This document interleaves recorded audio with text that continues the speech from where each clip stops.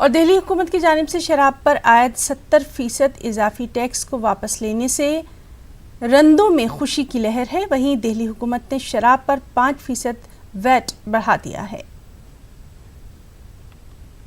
Very good day for all those people who appreciate drinks, particularly in the state of Delhi.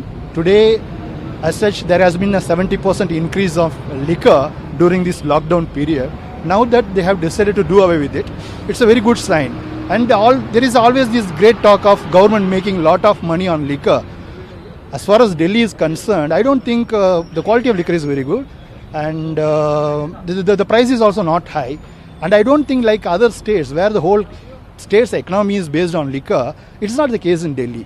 पहले 70% tax था corona का, वो सरकार ने हटा दिया है और अब 5% वैट लगाया है। ऑलरेडी पहले शायद 20% था, तो अब 5% है। अब जो क्वार्टर 100 रुपये का था अब 105 का हो गया है।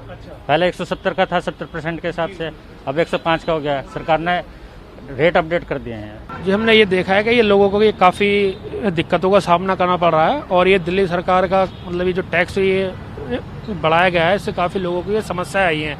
अब लेकिन जो ये टैक्स जो भी हटाया है, तो काफ़ी मतलब आम लोगों को इससे काफ़ी मदद मिलेगी और अपना लिक्वायर यूज़ कर सकेंगे।